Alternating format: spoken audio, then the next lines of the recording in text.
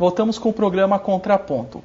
Vale lembrar que o programa também pode ser acompanhado pelo blog arimacedo.zip.net. Eu também gostaria de agradecer o e-mail que eu recebi de duas empresárias, a Camila e a Renata, que mandaram e-mail sugerindo a pauta planejamento orçamentário. Salimeno, você usou aqui uma expressão que eu gostaria que você detalhasse. Eu acho que mais para o pequeno empresário, para o microempresário, que é o fluxo de caixa. Então diga para o nosso telespectador, pessoal de casa, o que é o fluxo de caixa?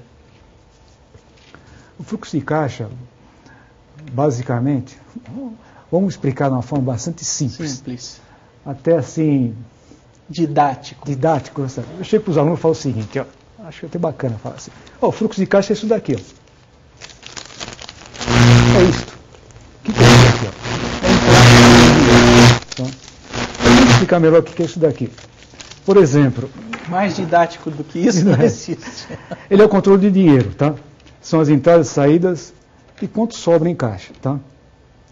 É interessante e importante haver um controle diário, controle como banco, quanto você tem, semanal, mensal e as projeções trimestrais, etc. Quanto melhor for a sua projeção, melhor vai ser para você. Entradas vai ser o quê? As vendas, o serviço que você está prestando, qualquer tipo de dinheiro que entra. As saídas são os pagamentos a fornecedores, pagamentos de salários, encargos, impostos. E através de um saldo inicial você vai fazer o fluxo. O que entra, o que sai, você vai ver se você vai precisar comprar alguma coisa ou não, assim substancial para a sua empresa. Esse é o controle básico da empresa, é super importante. Sem ele, você não tem assim força de gerenciar. Eu, por exemplo, participo de uma pequena empresa ainda, todo dia eu faço isso daí. É religioso. No final do expediente também eu vejo isso daí. Primeira coisa, no computador, vou lá, levanto tudo, tem uma pessoa para ver isso daí direto. Sim. Tá? Então, tudo isso daí é fundamental. Ô, Salimeno, e aquele empresário que tem um pequeno comércio, e ele, no final do dia, ele pega o dinheiro que ele é proveniente das vendas, resultado das vendas, coloca no bolso e vai para casa. Daí no dia seguinte, ele acorda, pega umas contas de água de casa, pega a conta do condomínio, pega a conta do telefone da empresa, pega mais uma despesa que a mulher fez no cartão de crédito, vai lá e paga com aquele dinheiro que ele arrecadou do dia seguinte. Isso está certo? Está tudo errado. Eu vou explicar, por exemplo, assim, bastante assim, simples, de uma forma simples. Eu, como meu sócio, tá?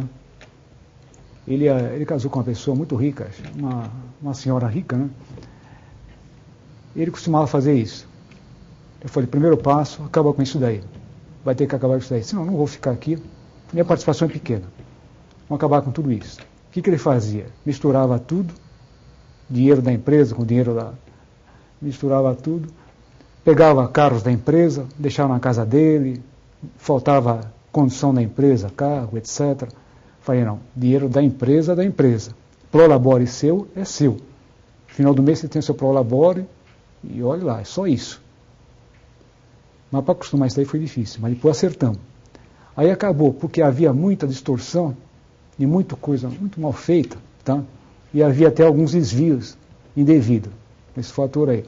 Então, acertei com ele, eu como administrativo financeiro, falei, não, acabou, não pode, o que é da empresa, o que é dele. Aí sim, você mostra a eficiência daquilo que se dá para você saber de fato. O seu prolabore é este, está aqui, fixado. Entra no resultado da empresa, tudo, mas nada de confundir dados, empresa seu, cartão de crédito, nada disso. Ele fazia isso, indevidamente. Ele é a esposa dele, não é? Você falou uma coisa importante, o prolabore. Quando retirar o prolabore?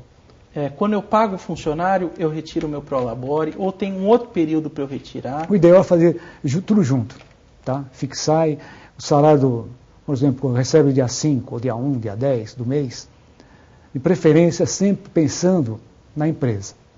Por quê? Se você paga no dia 1, é uma coisa, você paga no dia 5, você ganha 5 dias de float, de caixa. Você paga no dia 10, você ganha 10 dias. E depende do fluxo que você tem, você está ganhando dinheiro nisso daí. Tá? Você tem compromisso a pagar. Sim. Então, sempre levando o interesse da empresa, explicar aos funcionários, a ele também. Até o próprio dono da empresa está esquematizado nisso daqui também. Então, tudo bem assim aberto, bem detalhado. Você falou também do capital de giro. O que é o capital de giro? O capital de giro é a diferença entre aquilo que você tem, por exemplo, entre contas a receber, que é o investimento que você faz nas vendas a prazo, os estoques, por exemplo, se a empresa tem um estoque, aí você tem o ativo circulante. Em contrapartida, você tem o passivo circulante. O que é o passivo circulante? Fornecedores que têm uma ligação muito com os estoques. Não adianta você ter estoque, por exemplo, de 1 milhão e ter o fornecedor só R$300 mil. É necessário, para efeito de fluxo de caixa, que haja uma contrapartida, um equilíbrio, para ficar relativamente bom para a empresa. Senão você está financiando muito estoque. E outras contas a pagar, de uma forma bem geral. Salários, impostos, encargos, etc. Tá? Diferença entre o ativo circulante e passivo circulante, você tem o capital de giro. De uma forma bem simples, a explicação disso. Você falou também sobre a questão dos estoques. Como definir o estoque e como prever o estoque? Isso é importante dentro de uma empresa também, seja ela pequena empresa, grande empresa. A definição do estoque é algo que é muito importante também. A base do estoque, ele começa a ser pensado no produto final a ser produzido. Por exemplo, eu quero fazer um carro. Tá? Então, eu quero fazer tantos carros no mês, ou tantos carros no trimestre ou no ano. Você pega o carro, extrapola isso daí para todos os componentes que ele tem que fazer. Roda, volante, pneus, etc. Tudo isso daí. Então, você vai ter que comprar tudo isso daqui para produzir. Então, você tem que ter um tempo de produção disso daqui. Então, você vai ter que usar semana de antecedências, o tempo que você vai produzir, o valor investido em estoques, tudo isso daí. Então, o estoque de matéria-prima, conjuntos, subconjuntos, tudo a produzir é importante. Depois, a formação. Tudo tem que ser bem administrado. O menor estoque possível na empresa, porque tem um peso no fluxo de caixa. Tá? E também a saída do produto final o mais rápido possível.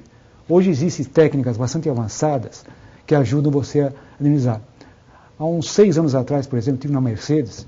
A Mercedes tinha, mais ou menos, aplicado no seu nível de estoques quase 70% no just-in-time. O que é just-in-time? É a aplicação dos componentes do material diretamente para a produção, sem ter muito tempo de estocagem. Isso, para efeito de caixa, então, alta rotatividade do produto. Um giro fabuloso, tá? Do que você ficar pensando em fazer armazenamento de materiais, produtos, etc. Isso daí dinamiza muito. E outro sistema mais, MRP, por exemplo, hoje ele não está MRP 6. Ele faz a integração da previsão de vendas com estoque, lista de materiais, produção, todos os relatórios relacionados, compras também, e faz um dinamismo bem grande. Por exemplo, você muda a previsão de vendas de carro, por exemplo. Todo o sistema é movimentado, é um sistema caro, dinâmico, mas que vale a pena porque tem uma economia muito grande. E fora outros sistemas que você tem ajustado a isso. Kanban, e também outros controles que você tem, por exemplo, ponto máximo, ponto mínimo, estoque de segurança, e aí vai indo. Vários sistemas que te auxiliam, que entra tudo dentro do MRP. Salimeno, tem vários pontos que a gente pode ir desmembrando e falando. Eu vou marcar uma outra entrevista com você para a gente desenvolver outras ideias relacionadas ao planejamento estratégico, planejamento orçamentário, falar um pouco sobre a questão de empreendedorismo, falar um pouco sobre a dinâmica dos cursos aqui no Unifiel, tem a questão do imposto de renda, que é muito importante. Mas, infelizmente, a gente não consegue dinamizar tudo isso num único programa. Mas eu gostaria muito de agradecer a sua presença aqui no programa Contraponto e espero que a gente, numa outra oportunidade, possa desenvolver mais esses assuntos. Estou à disposição e estamos aí para qualquer. Toma à vontade. Seja à vontade. Eu agradeço também você, o pessoal de casa. Espero que na próxima semana vocês nos acompanhem. Obrigado pela companhia. Lembrando que o programa Contraponto é gravado aqui no Unifiel. E o nosso e-mail é contraponto@unifiel.br. Espero você na próxima semana para mais uma nova entrevista. Muito obrigado e até a próxima.